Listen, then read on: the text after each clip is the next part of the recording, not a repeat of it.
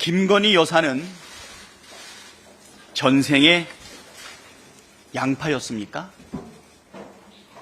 까도 끝없이 나오는 양파 껍질처럼 김 여사를 둘러싼 의혹들이 줄줄이 터져나오는 것을 꼬집는 네티즌들의 풍자입니다. 김건희 여사를 둘러싼 의혹들이 정말 끝이 없습니다. 체코 언론은 자국을 방문한 한국 대통령 부인의 주가 조작과 탈세, 논문 표절 의혹을 다루면서 김 여사를 사기꾼에 비유하기까지 했습니다. 정말 나라 망신도 이런 망신이 없습니다. 매번 순방 때마다 이런 일이 벌어지다 보니 부끄러워하는 것도 지칩니다. 외국 언론의 직격에도 불구하고 국민 분노가 들끓음에도 불구하고 윤석열 대통령과 김건희 여사는 여전히 사과 한마디 없습니다.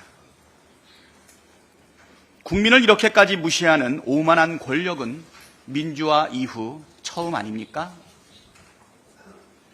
어제는 김건희 여사가 도이치모터스 주가 조작 공범인 이종호 전 블랙펄 인베스트먼트 대표와 검찰 수사가 본격화되던 2020년 9월부터 10월 사이 40여 차례나 연락을 주고받은 사실이 드러났습니다. 김건희 여사의 공천 개입 의혹을 둘러싼 폭로도 계속되고 있습니다. 어젯밤엔 지난 총선 당시 경기도 용인시 갑에 국민의힘 후보로 출마한 전직 대통령실 비서관 김대남 씨의 통화 내역도 공개됐습니다. 김대남 씨는 김건희 여사가 이혼모 전 비서관 공천을 위해 당시 국민의힘 공천관리위원이었던 이철규 의원을 수족으로 삼아 공천에 개입하고 있다고 주장했습니다. 김영선 전 의원의 컷오프 사실을 김건희 여사가 전화해서 알려줬다고 말하는 명태균 씨와의 통화 내용도 공개됐습니다. 김영선 전 국민의힘 의원이 명태균 씨에게 22년 보궐선거 당시 당선 직후 6,300만 원을 건넸다는 보도도 나왔습니다.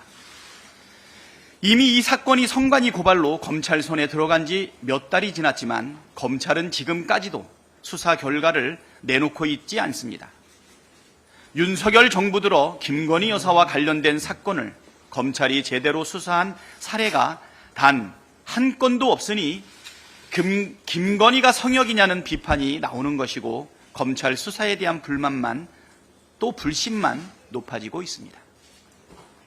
도이치모터스와 삼부토건 주가 조작 의혹, 코바나 컨텐츠 뇌물 협찬 의혹, 명품백 수수, 세간 마약 사건 구명 로비 의혹, 순직 해병 수사 외압 의혹에 이어 하루가 멀다 하고 새 뉴스가 올라오는 공천 개입 의혹까지 도대체 김건희 게이트의 끝은 어디입니까?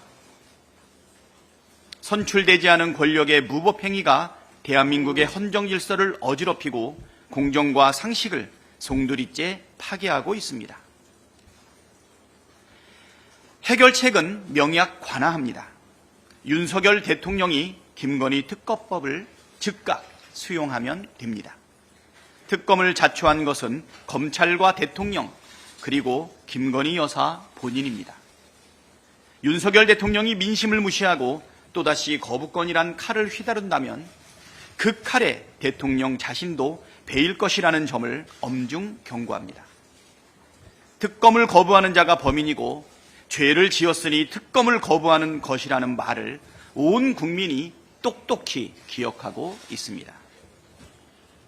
오늘 윤석열 대통령과 국민의힘 지도부가 만찬 회동을 한다고 합니다. 총체적 국정 실패와 의료 대란, 김건희 여사 게이트로 민심이 흉흉한 가운데 열리는 회동이어서 국민의 눈과 귀가 쏠려 있습니다.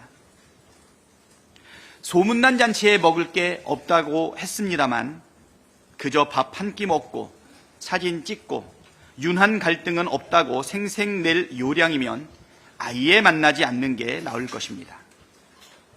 무엇보다 당장 의료 대란 문제를 해결할 실질적인 방안을 마련해야 합니다.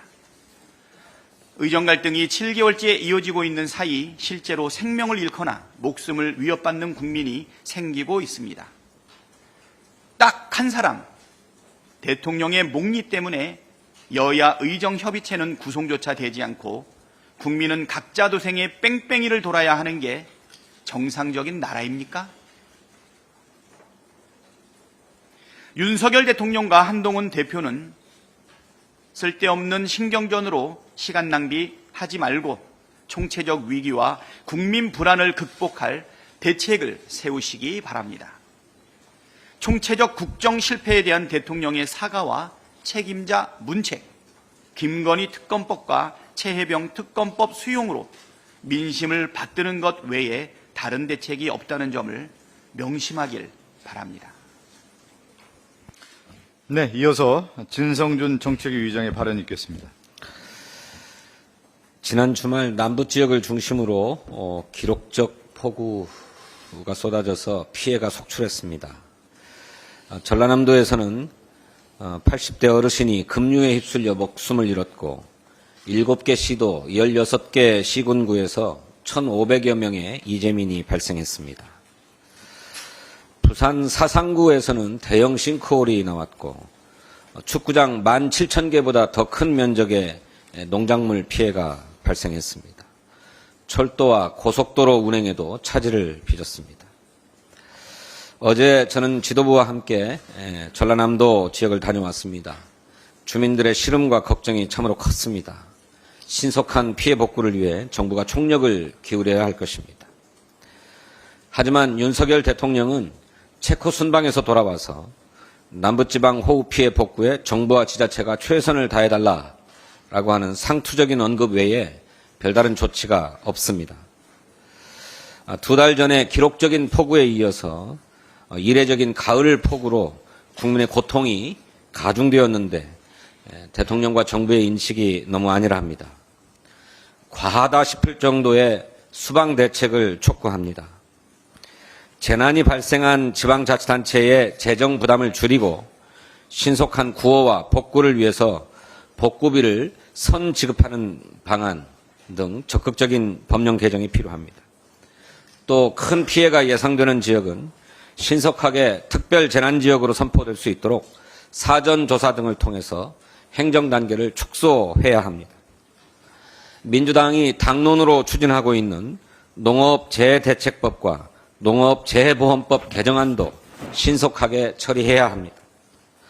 민주당은 폭우로 피해를 입은 국민이 하루빨리 일상으로 복귀할 수 있도록 최선을 다해서 지원하겠습니다.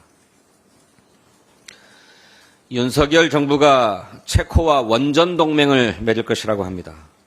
뭐 할 게 없어서 원전 동맹을 맺는가 싶습니다만 우리나라의 이익이 불확실합니다. 대통령실은 한국 외에 대안은 전혀 없다는 느낌을 받았다 이렇게 얘기했습니다. 하지만 체코 대통령은 공동기자회견에서 최종 계약서가 체결되기 전에는 확실한 것이 없다 이렇게 얘기하면서 모호한 입장을 취했습니다. 실제로 미국 웨스팅하우스는 우선 협상 대상자로 선정된 한수원을 제소했고 이와 관련한 지식재산권 분쟁이 해결되지 못했기 때문에 막판까지 불확실한 상황입니다. 또 체코가 현지 기업 원전 건설 참여율 60%를 요구하고 또 웨스팅하우스와 진행해야 될 합의금 또 10년 넘게 이어질 장기 건설 사업에 따른 리스크, 금융 지원 등 인센티브 제공 등으로 한국이 얻게 될 실제 이익은 거의 없다라고 하는 전문가의 전망도 나옵니다. 실제로 유럽의 주요 원전 건설 사업은 돈 먹는 하마로 전락해서 잇따라 좌초됐습니다.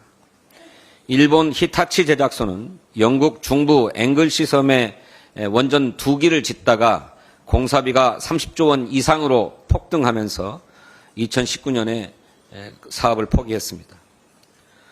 프랑스 국영 전력회사가 짓는 영국 힝글리 포인트 시의 원전도 완공 목표가 2025년에서 2030년으로 미뤄지고 건설비가 2배 가까이 급등했습니다.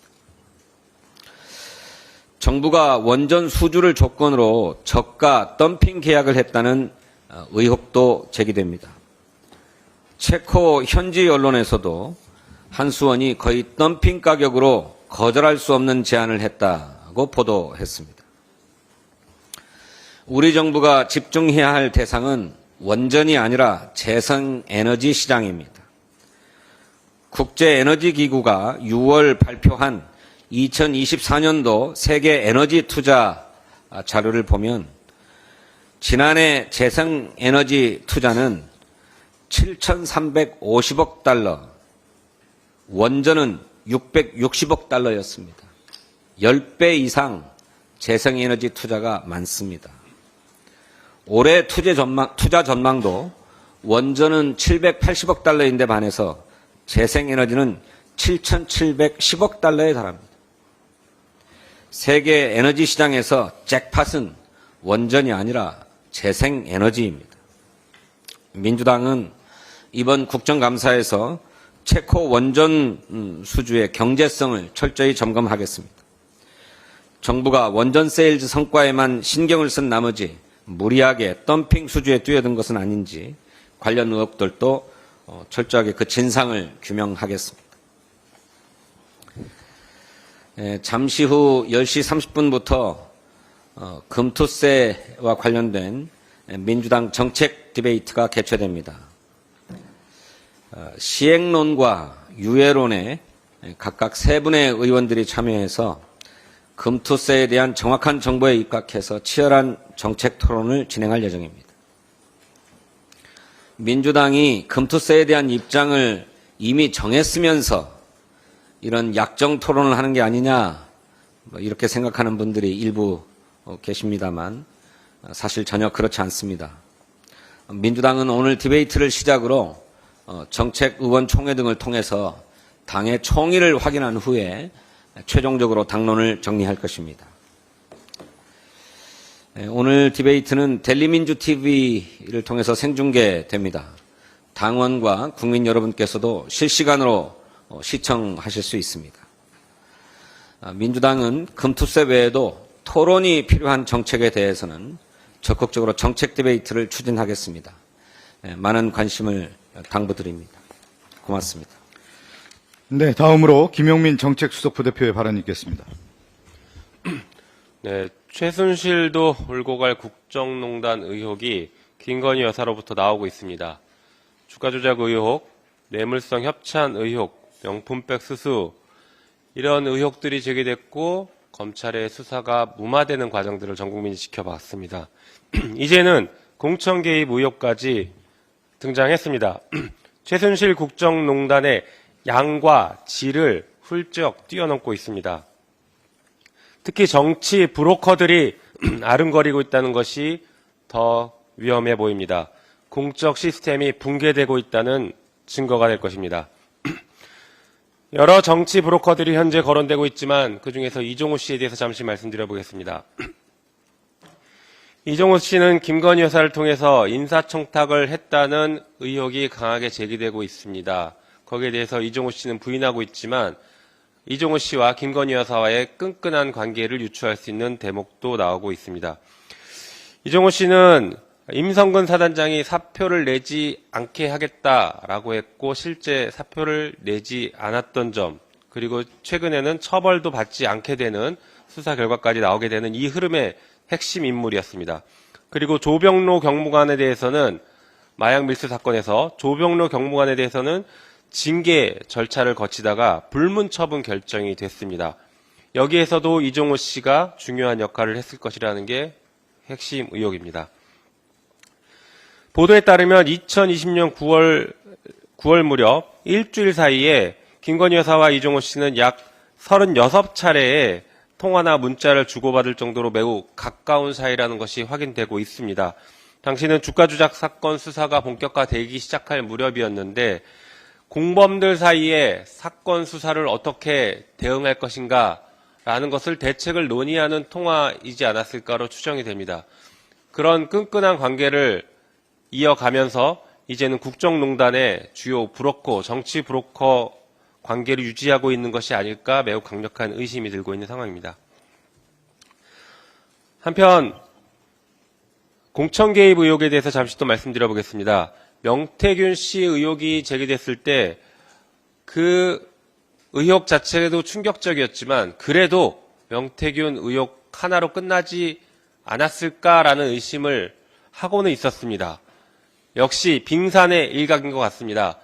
어젯밤 서울의 소리에서 보도된 내용에 따르면 용인갑 전략공천 과정에서도 김건희 여사와 관련성이 매우 강하게 의심되는 대목들이 나오고 있습니다. 실제 용인갑에 출마하려던 김모 행정관은 출마가 무산됐고 그 이후에 공공기관의 임원으로 임명됐습니다.